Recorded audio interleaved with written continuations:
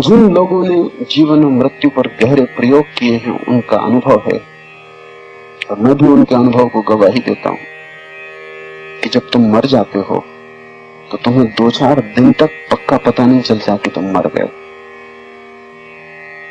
आम तौर से 3 दिन लग जाते हैं तुम्हें पता चलने में कि तुम मर गए, क्योंकि मृत्यु घटती है बेहोशी में, शरीर छूट जाता है बाहर का, लेकिन ठीक शरीर की आकृति का एक भीतरी शरीर है तुम्हारा मनो शरीर, वो तुम्हारे साथ रहता है। 3 दिन लग जाते हैं कम से कम, ज्यादा भी लग जाते हैं, तब धीरे धीरे तुम्हें समझ में आना शुरू होता है कि तुम मर गए हो। अन्यथा तुम भटकते हो अपने घर के आसपास, अपने मित्रों के पास, पत्नी बच्चों के पास। 3 दिन तक आत्मा आसपास भ्रमण करती है, हैरान होती है कि मामला क्या हो गया, कोई मुझे देखता नहीं, कोई पहचानता नहीं। तुम द्वार पर खड़े हो और तुम्हारी पत्नी रोती निकल जाती,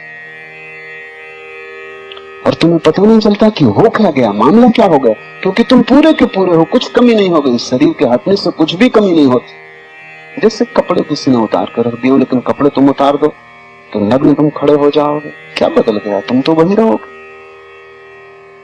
और फिर इससे भी सूक्ष्म शरीर तुम्हारे साथ रहता है, यही आकार, यही प्रतीति, समय लग जाता है। मर के एकदम से तुम्हें पता नहीं चलेगा कि तुम मर गए।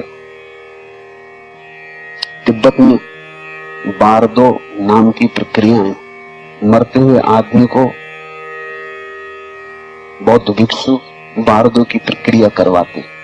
जब वो मर रहा होता है तब वो उसे सब सुझाव देते हैं कि देख, अब तेरा शरीर छूट रहा, अब तू स्मरण से भर कि तेरा शरीर छूट रहा है, अब ये देह हट जाएगी, तू स्मरण कर, तू होश पूर्वक मर कि अब तेरे साथ जो देह है वो देह भौतिक देह नहीं, सूक्ष्म देह है। अब तूने शरीर छोड़ दिया, अब तेरे सामने विकल्प है कि तू किस तरह के गर्भ को ग्रहण करे।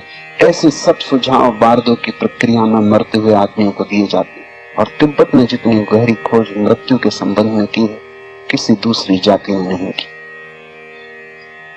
आदमी मर रहा है और भिक्षु ये सुझाव दे रहा है। आखिरी क्षण तक जब शरीर छूट रहा है तब तक वो सुन रहा है भिक्षु। यहां आदमी मर जाएगा और भिक्षु बोले चला जाएगा। तुम कहोगे अब तुम किससे बोल रहे, अब बंद करो, आदमी तो मर गया। तो भिक्षु अभी बोले चला जाएगा, क्योंकि अब तुम्हें मर गया है आदमी, भिक्षु को अभी भी नहीं मर गया। और ये आदमी अभी भी सुन रहा है, क्योंकि इससे कोई फर्क नहीं पड़ता कि शरीर छूट गया, ये अभी भी सुन रहा है। और इसके अगले जन्म को प्रभावित किया जा सकता है कि कैसा गर्भ ग्रहण करे, और इसे इस जन्म की मोह और आसक्ति से मुक्त किया जा सकता है। और इन क्षणों में इस आदमी को पूरी याद दिलाई जा सकती है कि तू शरीर नहीं, जो कि और किसी क्षण में याद दिलाना बहुत कठिन, क्योंकि अब ये पाएगा कि मैं हूं और शरीर अलग पड़ा है।